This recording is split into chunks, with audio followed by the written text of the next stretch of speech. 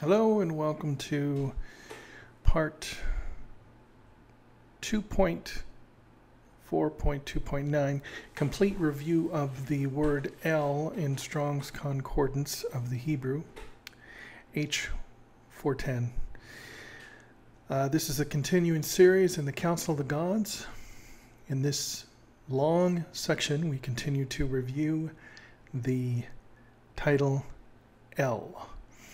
In our last video, we ended with Psalm 82, verse 1. Very, very significant song in the arguments regarding the Council of the Gods. And today, we pick up with Psalm 83, verse 1. And it is in the King James Version, a song or psalm of Asaph. Keep not thou silence, O God. Hold not thy peace, and be not still, O God. And the section in bold is, and be not still, O God, which is the section with the title L. And the Hebrew is Ve'al Tishkot El. Ve'al Tishkot El. And so the phrase is ending with the title L, and here. And you'll notice that it starts with Ve'al, but you can tell that this has got a different vowel sounding underneath it, the patach. And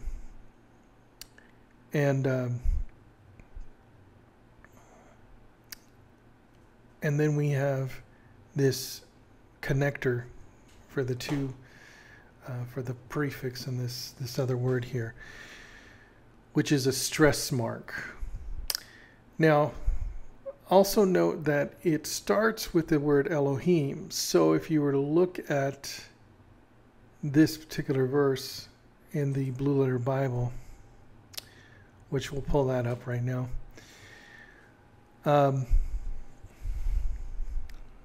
Yeah, or I should say it ends with Elohim. Oh,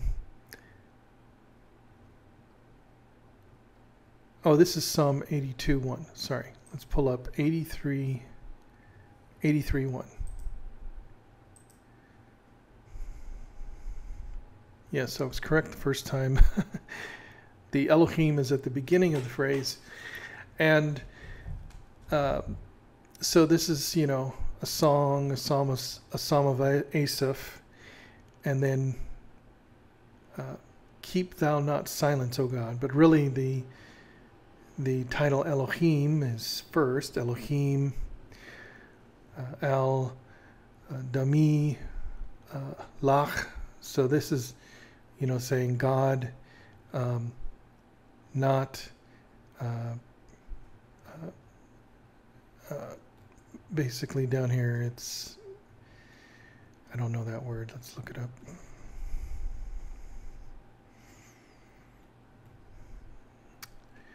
Thy peace. Okay. So putting the word not in front of it, turning it into a negative. So it's a positive being turned into a negative. At any rate, wanted to point out that the title Elohim is at the start of the verse. And then we see the title El at the end of the verse. And so you can see once again how these titles are used interchangeably according to the use, like what is needed, what are they needing to convey, both for the meaning and also for the poetry of it, the rhyming of it. So so there's that. Now let's move on to the next verse, Psalm 84, verse 2. My soul longeth, yea, even fainteth, for the courts of the Lord. My heart and my flesh crieth out for the living God. And so the living God, it's another title, and it happens to be El Chai. El Chai. Okay? Here we see that it's got the connector, so it's considered to be said a certain way. Like, I have to look up the stress of I have to look this up because I've been wanting to learn more about the stressing of the Hebrew syllables and stuff like that. But with a connector, you can assume that it wants to keep the concept of this title together as well. And it's just translated as the living God. Also to note that the tetragrammaton is also in this group, also in this verse. You can see by the capital letters of the word Lord, you know that the tetragrammaton is in the verse.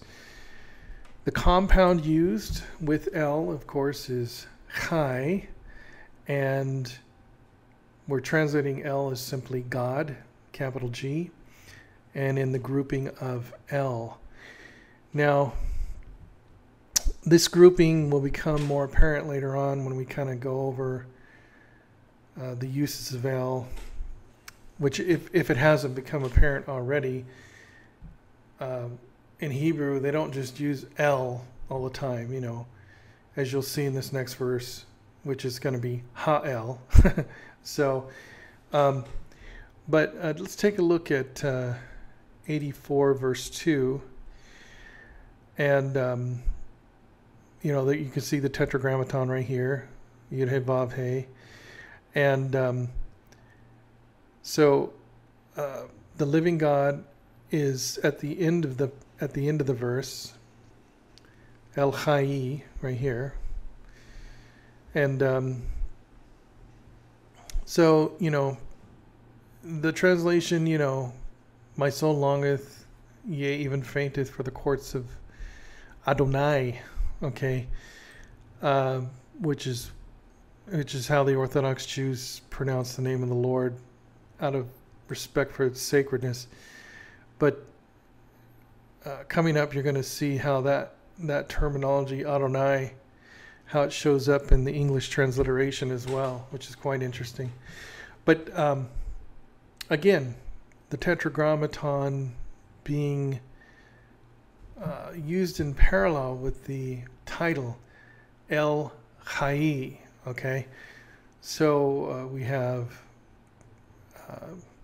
this same concept of just sort of like stating something in parallel, you know, saying it one way, then saying it another way. You know, my soul longeth, yea, even fainteth for the courts of the Lord. And then in the second part, my heart and my flesh cried out for the living God, El Chai. So it's basically putting an equivalence to the tetragrammaton and the title El Chai, okay? We're not looking at two different gods, you know, because you're saying, oh, there's two different names. Again, you know, a lot of gods throughout the world are called by different names, and then for a lot of people, a lot of critical scholars come along and say that there are multiple gods based on different names is kind of a weak argument. So that just comes up over and over and over again. All right, let's close that out. Now, Psalm 85, verse 8. I will hear what God, the Lord, will speak, for he will speak peace unto his people and to his saints. But let them not turn again totally. Okay? So what we have here is we have Ha'el. You can see the Hebrew there with the prefix of the He underneath and the Chamutz.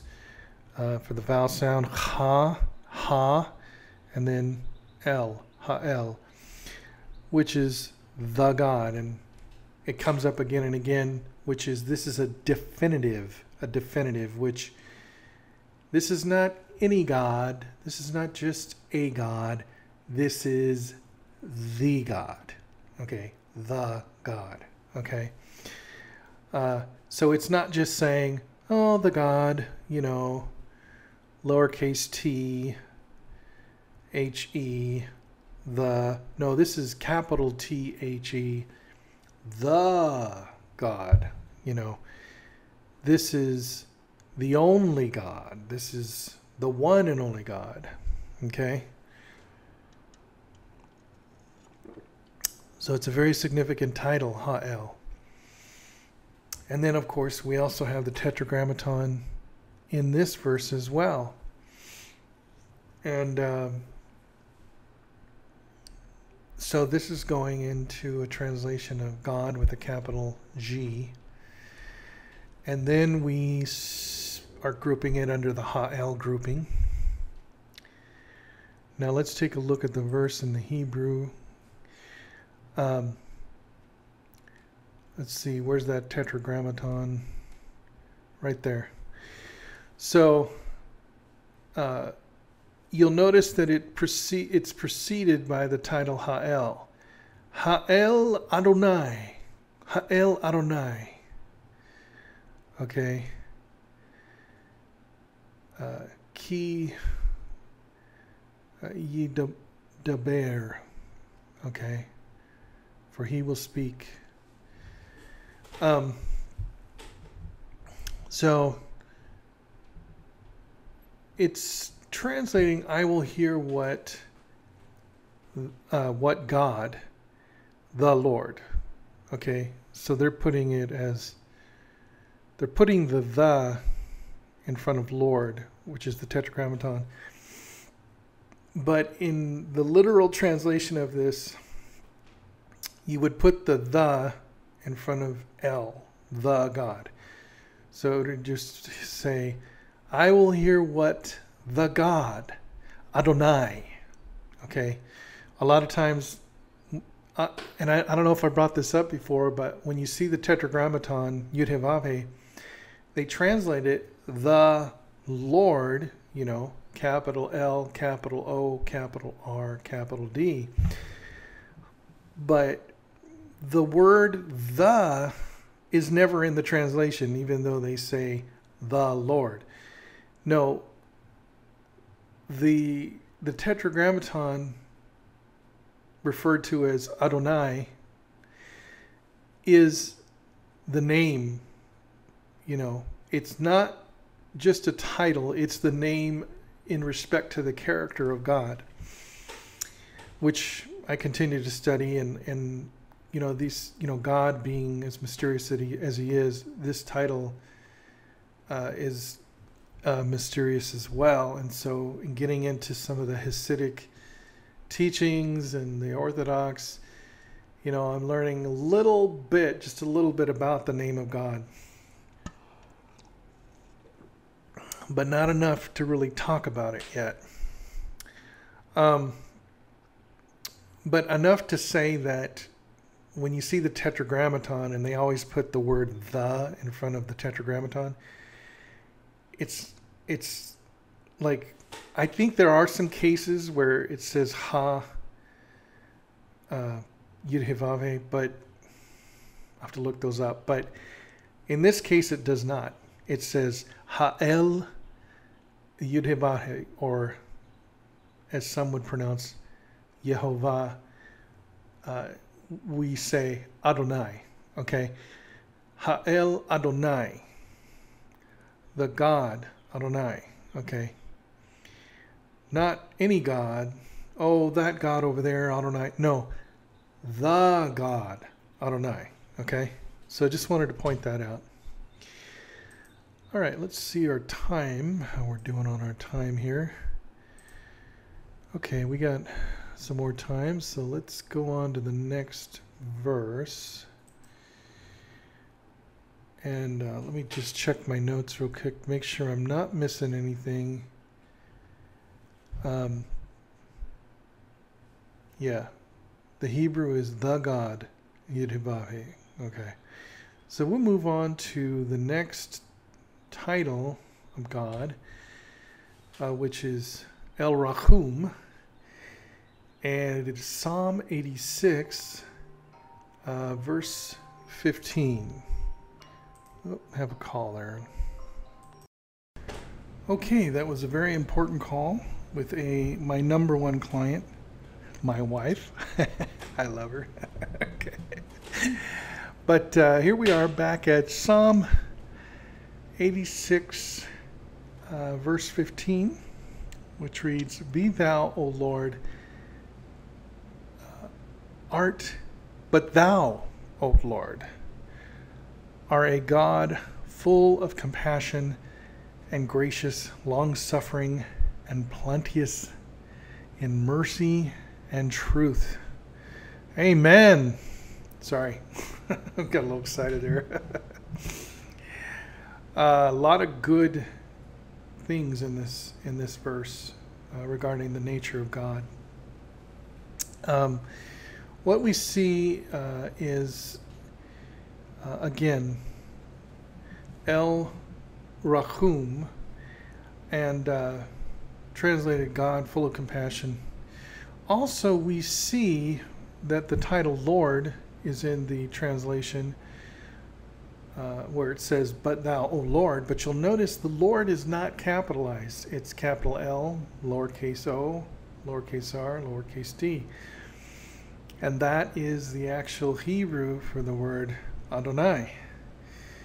So, in looking at that verse in the Hebrew, let's take a look at it.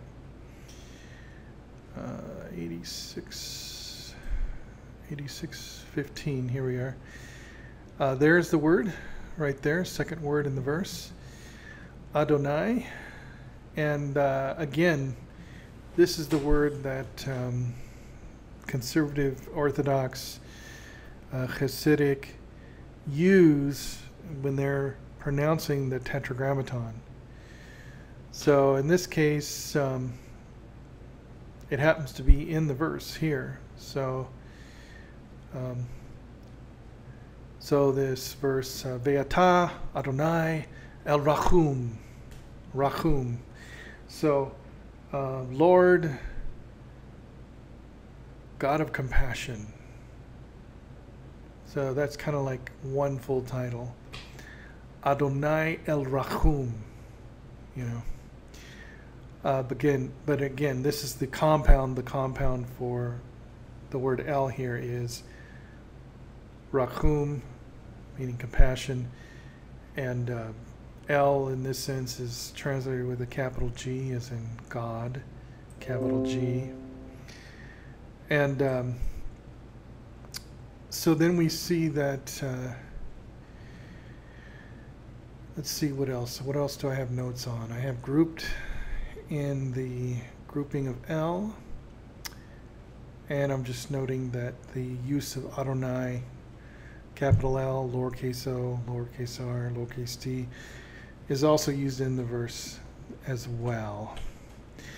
And so the next thing we're going to look at is, I think I'm going to finish with this verse here, because this is also another significant verse in the arguments regarding the Council of the Gods, because this uses the title Elim, which in this case is lower God, lowercase g, gods, having nothing to do with uppercase G, God. But essentially, this is Psalm 89, verse 6, which reads in the King James Version, For who in the heaven can be compared unto the Lord? Capital L, capital O, capital R, capital D. That's a tetragrammaton. Who among the sons of the mighty, so they're translating Elim as mighty, which I don't know why. I think I need to do a whole nother video on on this translation of mighty from the word El. But anyway, it says, the sons of the mighty, who can be likened unto the Lord, capital L, capital O, capital R, capital D. That's a tetragrammaton. So, yeah, so the transliteration is Bih B'nai Elim. Bih B'nai Elim. So Bih, the B, or I should say the bet with the dot under it, is the prefix, which is meaning among or within or in. And then B'nai, it's sons, or you could say children, sons of God, children of God, or children of, in this case, children of the gods, sons of the gods. It's a reference to false gods or the gods of the other nations, not Israel's God, but the sons of the lowercase g gods of the nations, okay? Those are the ones that are lower than the God, Ha'el, okay? And, you know, we can get into this supposed council regarding these gods. But let me look at the notes I have here.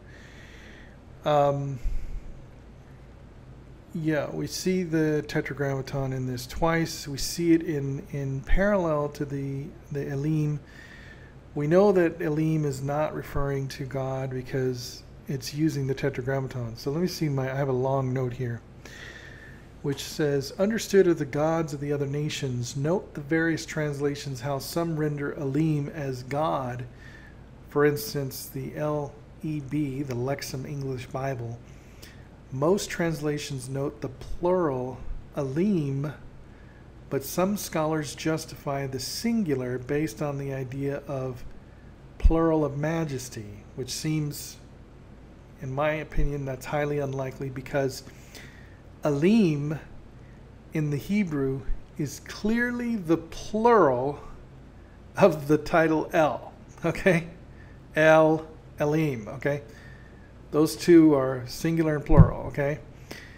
So also note that in converse to this verse, Psalm 82, verse 1, the other significant verse in this argument, the title Adat El, okay, in many translations rendered assembly of the mighty,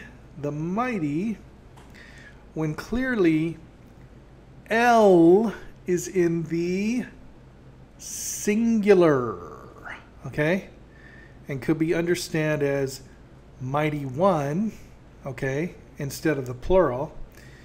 So in Psalm 89 verse 6, it's sometimes rendered as the singular, God, even though the word Elim is clearly a plural, okay? It's completely backwards in my opinion and my assessment. And in case the viewer has not seen the pattern in this series, it seems that the liberal critical scholar states something, it is, whenever the liberal critical scholar is stating something, it's always in direct contradiction to the conservative view of Scripture. Okay, this is not an accident, as the very foundation of liberal critical thought is modernism, okay, which is opposed to the traditional conservatism. And just on another note, one more note, see the various translations and see how the Hebrew ends the verse with Bi B'nai Elim. Okay. So, okay. So that was quite a bit. But basically, let's look at the Elim grouping, because I want to show you how many times this this particular instance comes up, okay?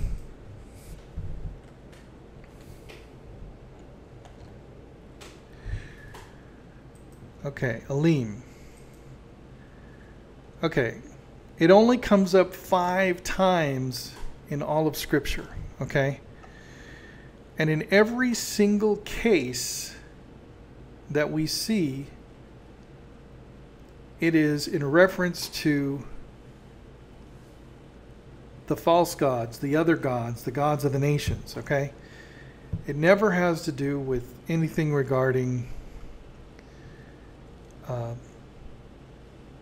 it never has to do anything regarding with the God, Ha'el, but it's always with regard to the false gods, okay? The lower G gods, okay? I just point that out because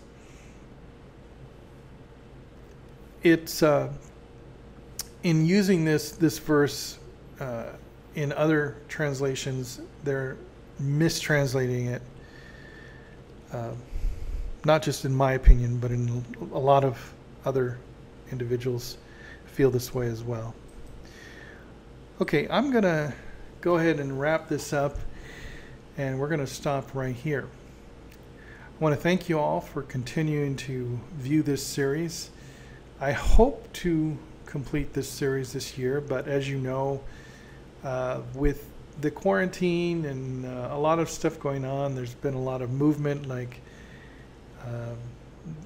I found myself here in Texas, so I've been here in Texas since last year, and so we don't know. There's plans on going back to California. I know that sounds crazy, but you know, we're starting to realize that you know, we had a break from it all. You know, California is not for everyone, and yet our family's there, and there is work that needs to be done there. But hopefully, you know, God will continue to guide us, my wife and I, and our whole family. And He's continuing to guide all of you as well, and continued blessings to all of you. I've been studying a lot regarding the nature of God and the 10 characteristics of God through the Hasidic Orthodox teachings. So that I hope to get going eventually as well. And so there's just so much I could do, but you know, being that, you know, I'm taking care of my responsibilities, I don't always find the time to sit down and do another video in this series. But we will get to the end of this list, and we will complete this video series, unless it's one of those never-ending ones. But I pray that we all learn a lot from it. I look forward to my next video. God bless you all, and keep seeking truth.